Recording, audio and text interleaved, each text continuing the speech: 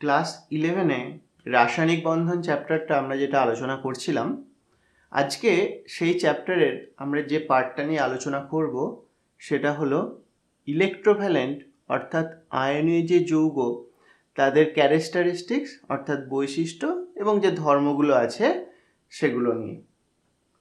আমরা প্রথম যে পয়েন্টটা দেখে নেব আয়নীয় যৌগদের, সেটা হলো ভৌত অবস্থা। সাধারণ চাপ এবং উষ্ণতায় এরা হচ্ছে সবাই কঠিন পদার্থ, অর্থাৎ আয়নীয় যৌগগুলো সাধারণ চাপ উষ্ণতায় কঠিন পদার্থ। এখন এরা কেন কঠিন পদার্থ সেই ব্যাপারটা যদি আমরা একটুখানি বোঝার চেষ্টা করি, তাহলে লক্ষ্য করো যে আমরা জানি যে কোনো ইলেকট্রোভ্যালেন্ট কম্পাউন্ড কিন্তু হচ্ছে কতগুলো আয়নের একত্রে অবস্থান করলে তবেই কিন্তু ইলেকট্রোভ্যালেন্ট কম্পাউন্ড ফর্ম হয়, এবং অবশ্যই সেই আয়নগুলো মধ্যে বিপরীত আধান বিশিষ্ট অর্থাৎ দু রকমের ক্যাটায়ন এবং অ্যানায়ন উভয়ই কিন্তু উপস্থিত থাকে। এবং আমরা আরও একটা ব্যাপার জানি যে এখানে যদি কোনো ক্যাটায়ন থাকে তার আকর্ষণে তার চারপাশে অ্যানায়নরা উপস্থিত থাকবে, তাদের মধ্যে আকর্ষণ করবে তীব্র কুলম্বীয় আকর্ষণ বল।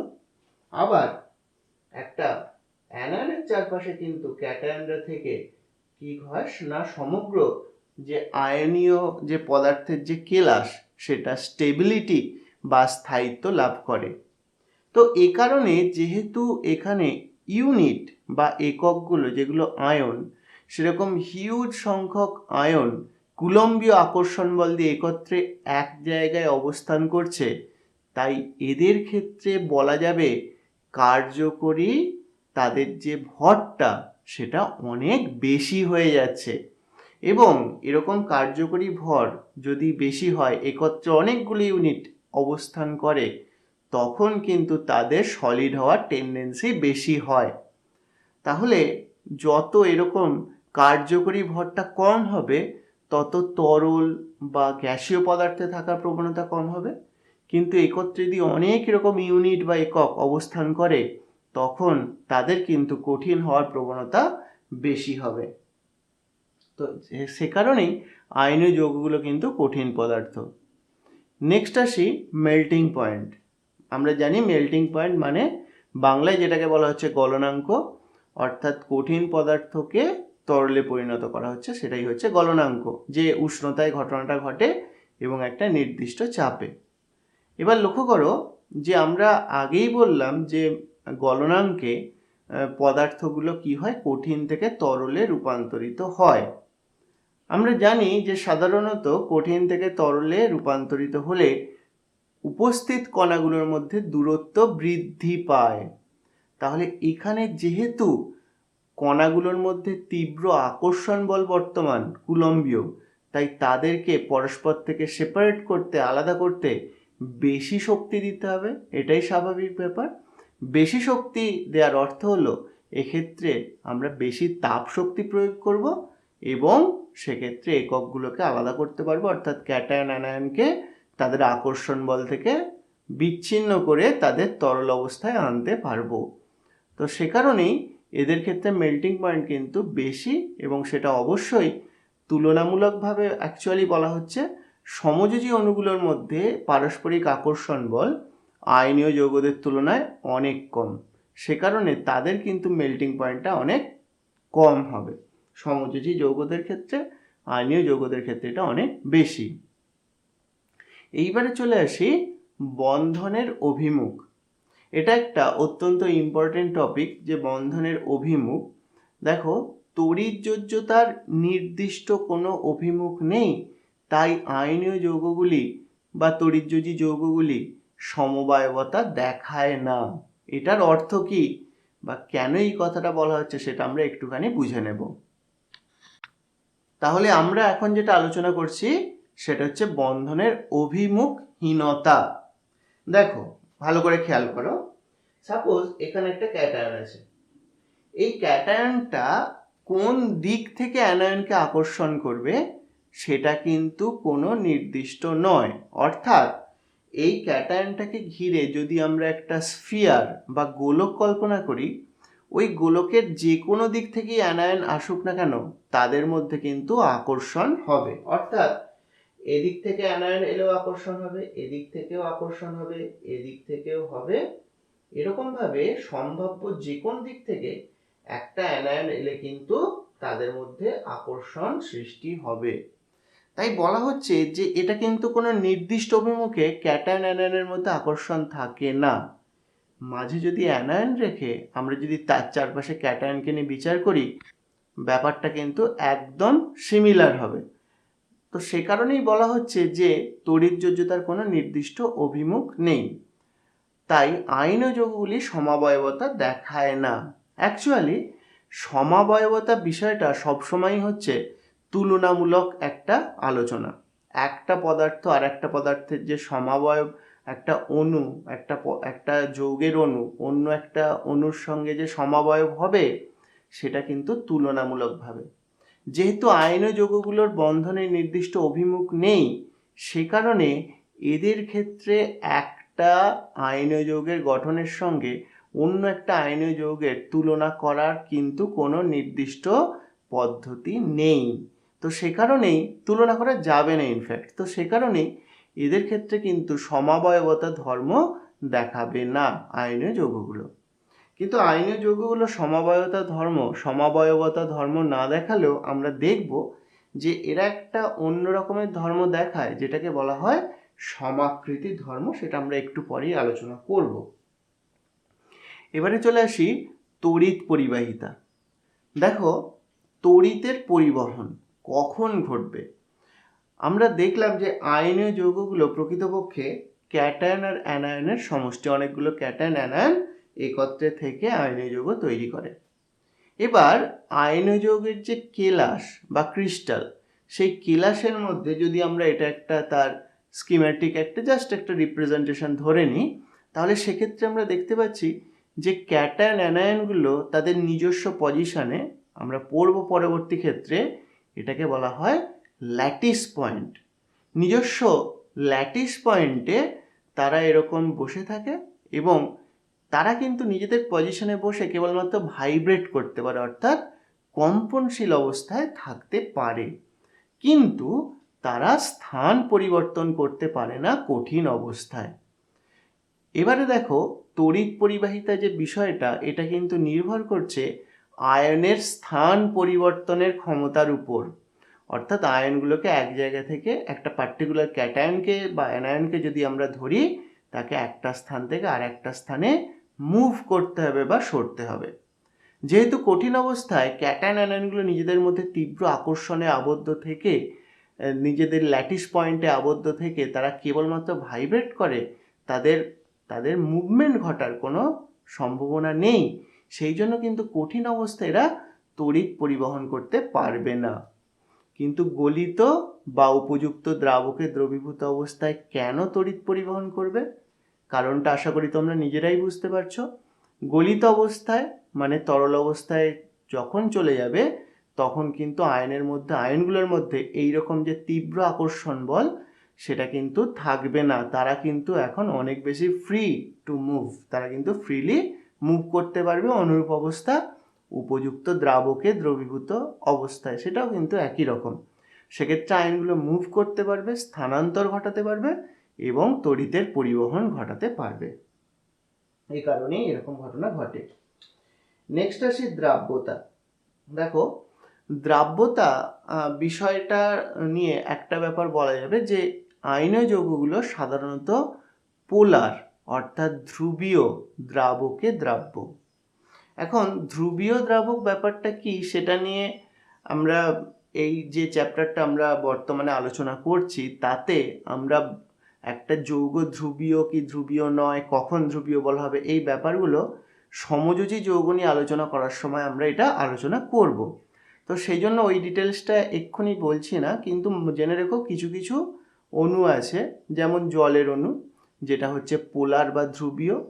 তো যেমন ইথানল, সেটাও ধ্রুবীয় কিন্তু জলের তুলনায় কম ধ্রুবীয়। যাই হোক, তো এরকম পোলার যে দ্রাবকগুলো আছে, তাতে দেখা যাচ্ছে যে ইলেকট্রোভ্যালেন্ট কম্পাউন্ডগুলো, বিশেষত জল যেটা কিনা খুবই একটা ভালো পোলার দ্রাবক, তাতে কিন্তু দ্রাব্য হয়। একটা ব্যাপার দ্রাব্যতা সম্পর্কে খুব বলা হয়, like dissolves like, like dissolves like, অর্থাৎ একটা নির্দিষ্ট চরিত্রের যৌগ তার সমচরিত্রের দ্রাবকে দ্রবীভূত হয়। তো এক্ষেত্রে দেখো, যেটা আমরা আয়নীয় যৌগ নিয়ে আলোচনা করছি, যেখানে আয়ন আছে সেই আয়নগুলো পোলার দ্রাবকে দ্রবীভূত হতে পছন্দ করে, আর যেগুলো সমযোজী যৌগ সেগুলো সমযোজী দ্রাবকে দ্রবীভূত হতে পছন্দ করে।